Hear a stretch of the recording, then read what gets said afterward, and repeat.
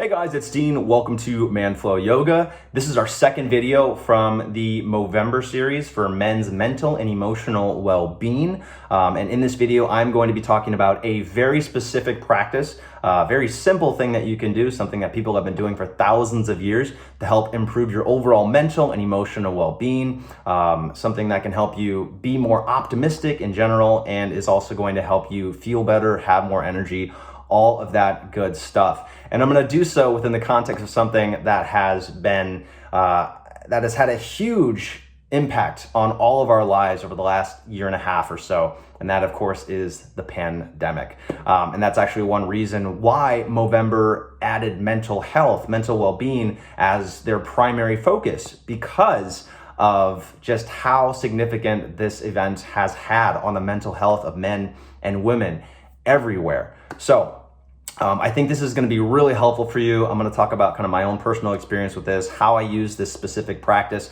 to help kind of get me out of this darkness, so to speak, and also how I took conscious action to do so. So I think this is going to be really helpful. All this month, we are raising money for Movember for men's health research. So I encourage you to be part of that. You can donate at manflowyoga.com/Movember. We'll be matching 50% of all donations up to $5,000. And donating 5% of our monthly sales from manflowyoga.com. So more about that in the link in the description. All right, so the pandemic had I don't need to talk about it. I don't need to talk anymore about it. You guys are pretty familiar with it, right? Lots of people lost jobs. The way that we interact with people changed drastically.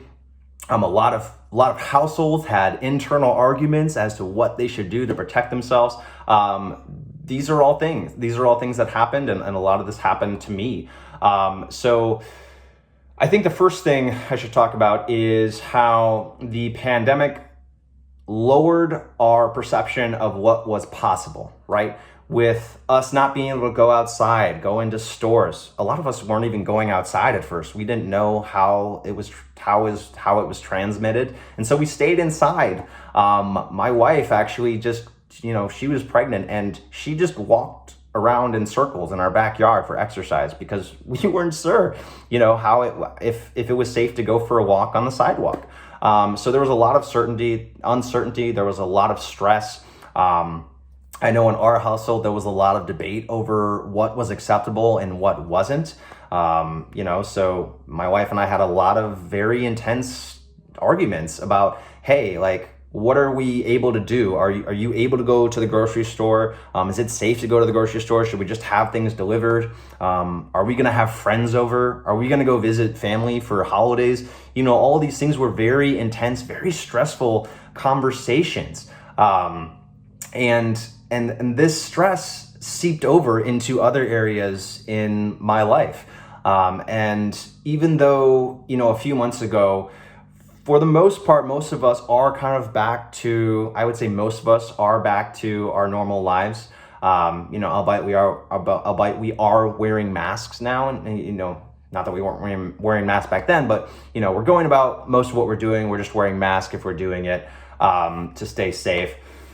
But there was this general sense of limited possibility that had seeped into a lot of areas of my life, not just where I was allowed to go or who I was allowed to see, but it also seeped into other areas of my life, my professional life, my personal life, just my general internal dialogue. And eventually I realized, hey, I'm in this negative place and this isn't me. This isn't how I think of myself, and I need to do something to change it. And I wasn't really sure what that was going to be at first. I had some ideas, but it took a few weeks of talking with my therapist, which I do on a weekly basis and highly recommend everybody do, especially if you have health insurance and you can get that comped. But it took a few weeks of talking with my therapist and also just having a lot of internal thought to figure out what I wanted to do. But eventually I did come up with a plan, one that I was excited about. And I would work on my overall mental well-being and start to shift my perspective by journaling. And this is something that I used to look at as a not very masculine activity, and for that reason, maybe I shied away from it. By the way, some of the most masculine people in history journal, by the way. Marcus Aurelius, probably the most powerful person in the world at any given time, journaled very frequently. Seneca journaled. Anyways, all these guys that historical figures that you've may or may not have heard of, journaled, and it's very powerful. So, and I've journaled in the past, and I felt it to be very beneficial. I've found it helpful to work through issues, to help to gain clarity on my emotions. And I decided I would utilize it once more, because for some reason I had stopped journaling and I wasn't doing it. And I noticed the effects of not doing it. So, but because it's me, I wanted to figure out a way to do it that was unique. So eventually I decided that I would write about 3 things in particular where I thought that my life was suffering, or where I felt there was a lot of negativity or pessimism.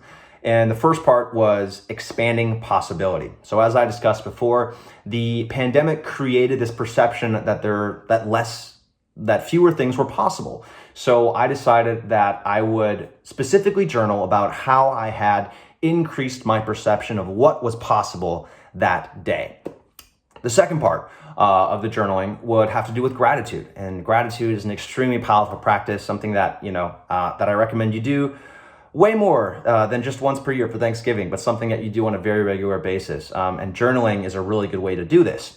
More powerful than just thinking it. And so I decided I would write about 3 things I was grateful for in the context of something I was grateful for my wife, my life partner, Marissa, something that I was grateful for regarding my son, Declan, who was born in June 2020, and then also something I was grateful for that had to do with myself, either professionally, personally, maybe something along the lines of fitness, but I would identify specific situations from that day, or just general trends or general things that I was grateful for about those people and about myself in my life. And then lastly, and this is a really cool one, I think that really helped me, I would ask myself, what do I need right now? What do I need? What do I need to have 2 hours off tomorrow? Do I need a break? Do I need to focus on a particular project with work? So I asked myself, what do I need? And what is the plan to do that tomorrow? And even if I didn't end up doing that, just acknowledging that need and checking in with my gut and saying, hey, this is what I need right now, and making a plan to do it, that helped tremendously. So I started doing this about a month and a half ago, and I made the goal, I'm just gonna do this for 30 days and see how it goes. And within 1 week, I really felt better. I felt that I was thinking more positively. I was expanding my perception of what was possible. I was feeling more grateful for the relationships in my life. And I was feeling better because I was acknowledging what my personal needs were and doing something to address that. So I kept it going, even if I didn't have the ability to journal. I just thought about it, and now it's something that I'm doing every night, and it's really helpful for me. It allows me to stop my mind from, going in circles at night. It allows me to, it has really shifted my overall mindset to being more positive and being more optimistic. And this is something that I encourage you to try as well. You might not have, those 3 specific things that you want to write about. Maybe that sounds like too much right now. But just starting a journaling and a gratitude practice is something that can be incredibly beneficial. And it's something that a ton of people do. If you just write about 3 things that you're grateful for, this is something I think Oprah famously does this. She just writes about 3 things that she's grateful for, and she's been doing it since she was, a preteen. But if you can do that, it's going to have a really noticeable impact on your overall mental well-being. You're going to just start thinking more positively. And that's not to say that you're going to only have positive thoughts. If all you have are positive thoughts, then something is wrong with you. Let me say that. You're going to have negative thoughts, and more likely than not, you're going to have more negative thoughts than positive thoughts, because your brain is hardwired to notice what's wrong. It actually takes conscious effort to notice what's right. And that's why having something like this journaling practice, or what I like to call a positivity practice, is really helpful for your overall mental well-being because it helps to combat, that negativity. So, this is what I wanted to talk about this week. This is the lesson: journaling, listening to yourself, being grateful, identifying areas where you're holding yourself back. And you can also think about this as another way to think about this is by addressing self-limiting beliefs. So there's a lot of ways you can look at this. Bottom line is it's going to be really helpful for you. If you like this video, please click like. I'm not done yet, by the way. I'm gonna talk a little bit more, but I'll wrap it up really quickly. So again, if you like the video, please click like. I encourage you to share your own story with mental health, or maybe a practice that you do to help with your own mental well-being. You can leave that in the comment section below. And then subscribe if you haven't already subscribed. We're going to put out a few more of these videos to help with Men's Health Awareness Month for Movember. And we'll also be putting out workout videos and the usual stuff. We are raising money for Movember all this month. Again, I'll repeat that. Our goal is to raise $10,000 to help with research for men's mental well-being and cancer prevention and cancer research. You can learn more and donate at manflowyoga.com/Movember. And that's it for this week. Thank you so much for watching. I look forward to seeing you next week. And be well and talk about this with other guys. Again, I mentioned this in the last video I made, in which I talked about the importance of stress relief. You can check that out in my previous videos.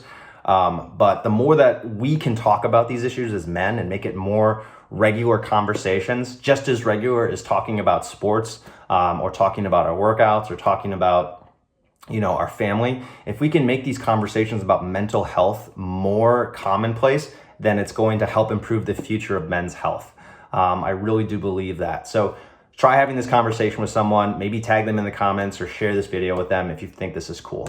And that's it. I look forward to seeing you on the next week's video, and we'll talk soon. Bye.